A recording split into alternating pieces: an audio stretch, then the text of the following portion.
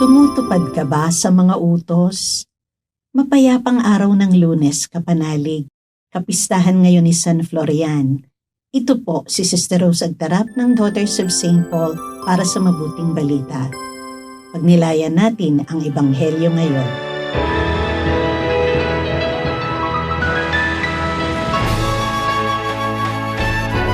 Sinabi ni Jesus sa kanyang mga alagad, "Ang tumutupad sa tinanggap niyang mga kautusan ko, siya ang nagmamahal sa akin. Mamahalin ng aking Ama ang nagmamahal sa akin, at mamahalin ko rin siya, at ipakikita ko sa kanya ang aking sarili."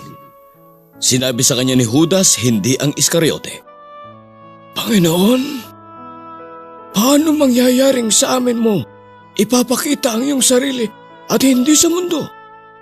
Kung may nagmamahal sa akin, isa sa katuparan niya ang aking salita, at mamahalin siya ng aking Ama, at pupuntahan namin siya, at sa kanya namin gagawin ang isang panuluyan para sa aming sarili. Ang hindi naman nagmamahal sa akin ay hindi nagsasakatuparan sa mga salita ko. At ang salitang inyong naririnig ay hindi sa akin, kundi sa Amang nagpadala sa akin.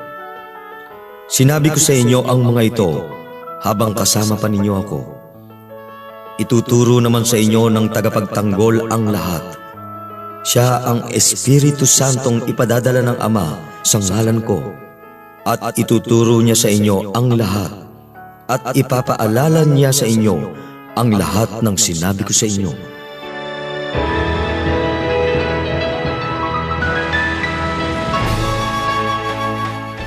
Maligayang Lunes sa ikalawang linggo ng Pasko ng Pagkabuhay, mga kapanalig. Maraming nagsasabing mahal nila ang Diyos, pero malinaw ang sabi ni Jesus, "Tumutupad ng aking salita ang umiibig sa akin." Hindi lang nararamdaman ang tunay na pag-ibig, isinasabuhay ito. Sa panahon ngayon, madaling magsabi ng "Lord, I love you po," pero nahihirapan tayong magpatawad, magpakumbaba o umiwas sa kasalanan.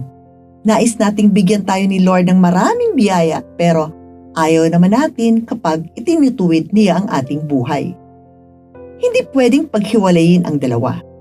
Nakikita ang pag-ibig sa Diyos sa maliliit na desisyong tama, kahit na mahirap. Napakaganda ng pangako ni Jesus. Ang umiibig sa Kanya ay iibigin ng Ama, at siya mismo ay mananahan sa taong iyon.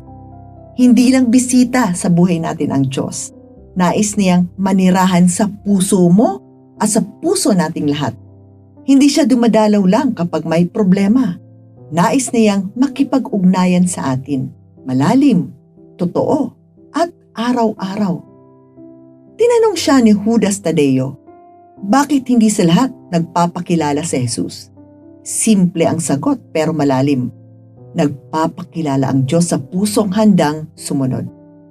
Hindi ito tungkol sa pagiging espesyal, kundi sa pagiging bukas.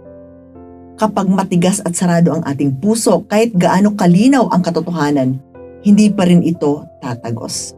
Hindi tayo pinapabayaan ni Jesus. Ibinigay niya ang Espiritu Santo, ang patnubay na nagtuturo, nagpapaalala at gumagabay sa atin araw-araw. Sa gitna ng kalituhan, tukso at hirap ng buhay, hindi tayo nag-iisa. Kapanalig, kung titingnan mo ang mga desisyon, salita at kilos mo, makikita bang mahal mo nga si Jesus? Hindi kailangang perpekto. Tapat na pagsunod ang mahalaga. At sa bawat maliliit na oo sa Panginoon, mas lalo siyang nahayag sa buhay natin, hanggang maranasan nating hindi lang siya Panginoong sinasamba, kundi Diyos na nananahan sa ating puso. Mga kapanalig, maraming salamat po sa inyong suporta sa aming misyon, lalong-lalo na sa mga sumusunod na sponsors.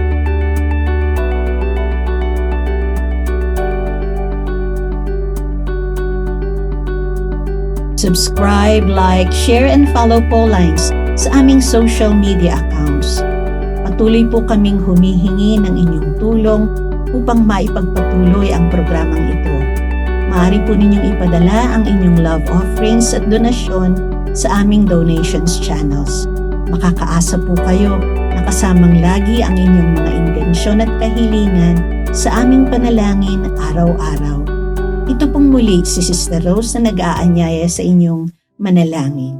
Sa iyong pagkabuhay muli, Panginoong Hesukristo, binigyan mo kami ng bagong pag-asa at pinalalim ang aming pananampalataya. Panibaguhin mo kami upang masigasig naming maipalaganap ang mabuting balita ng may kagalakan at kapayapaan. Amen. Alleluia.